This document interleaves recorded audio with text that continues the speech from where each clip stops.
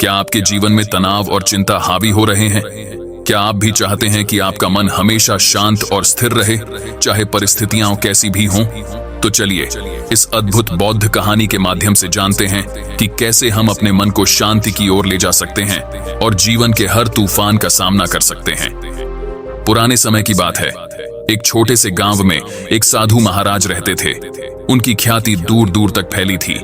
लोग उनसे सलाह लेने आते थे क्योंकि वे अपने शांत और स्थिर मन के लिए प्रसिद्ध थे। एक दिन एक युवा व्यक्ति साधु के पास आया और बोला, महाराज, मेरे जीवन में बहुत अशांति है।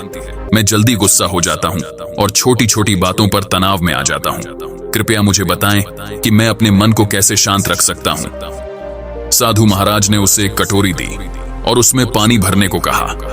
युवा व्यक्ति ने कटोरी में पानी भरा और साधु महाराज के सामने ले आया।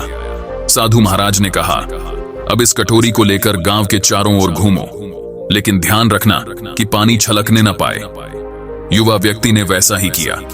वह धीरे धीरे गांव के चारों ओर घूमता रहा और पूरी कोशिश करता रहा कि पानी छलके नहीं। जब वह साधु महाराज के पास वापस आया तो उन्होंने पूछा, क्या तुमने देखा कि रास्ते में क्या क्या हो रहा था? युवक ने जवाब दिया, महाराज, मैं पूरी तरह से इस बात पर ध्यान केंद्रित था कि पानी छलके नहीं, इसलिए मैंने कुछ भी नहीं देखा।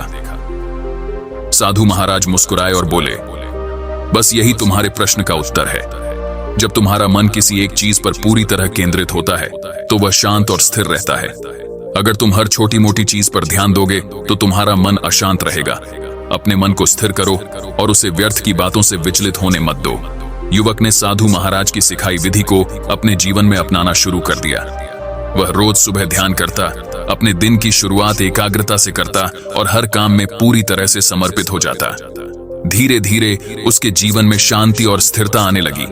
जो काम पहले उसे कठिन लगते थे अब वे आसानी से होने लगे। लेकिन जीवन में कठिनाइयां आती ही हैं। एक दिन गांव में एक बहुत बड़ा विवाद हो गया। गांव के लोग आपस में झगड़ने लगे और पूरा माहौल अशांत हो गया। उस विवाद का असर युवक पर भी पड़ा। वह भी तनाव में आ गया और उसका मन फिर से अशांत हो गया। उसने सोचा, मैंने साधु महाराज की सिखाई विधि को अपनाया, फिर भी मैं अशांत क्यों हूं? क्या मैंने कुछ गलत किया? युवक ने फिर से साधु महाराज के पास जाने का निर्णय लिया। वह उनके पास पहुंचा और अपनी परेशानी बताई। उसने कहा, महाराज, मैंने आपकी सिखाई विधि को अपनाया और मेरा जीवन शांत हो गया था, लेकिन अब यह विवाद मेरे मन को फिर से अशांत कर रहा है। मैं क्या करूं?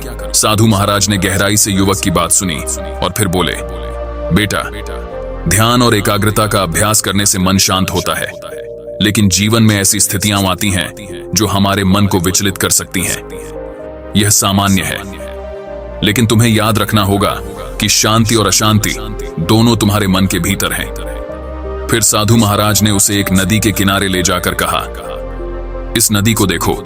जब हवा चलती है तो इसके पानी में लहरें उठती हैं और यह अशांत हो जाता है, लेकिन जैसे ही हवा शांत होती है पानी भी स्थिर हो जाता है। तुम्हारा मन भी इसी तरह है। अगर तुम बाहरी परिस्थितियों से प्रभावित होने लगते हो तो तुम्हारा मन अशांत हो जाएगा, लेकिन अगर तुम अपने भीतर की शांति को बनाए रख सको तो कोई भी परिस्थिति तुम्हें विचलित नहीं कर सकेगी। साधु महाराज की बात सुनकर युवक ने फिर से मन की गहराई में झांका। उसने समझ लिया कि शांति और अशांति बाहरी परिस्थितियों पर निर्भर नहीं करती, बल्कि यह उसके मन की अवस्था पर निर्भर करती है। उसने प्रण किया कि वह अब से अपने मन को बाहरी स्थितियों से विचलित नहीं होने देगा, बल्कि अपने भीतर की शांति को बनाए रखेगा। युवक ने फिर से ध्यान और एकाग्रता का अभ्यास शुरू किया, लेकिन इस बार उसने यह भी समझ लिया कि शांति सिर्फ एक अभ्यास नहीं, बल्कि एक जीवन शैली है। समय के साथ वह इतना सक्षम हो गया कि कोई भी परिस्थिति उसे विचलित नहीं कर पाती थी। उसके मन में एक स्थायी शांति का वास हो गया जो किसी भी बाहरी प्रभाव से प्रभावित नहीं होती थी। अंत में यह कहानी हमें सिखाती है कि सच्ची शांति हमारे मन के भीतर है और हमें उसे किसी भी परिस्थिति में बनाए रखना चाहिए।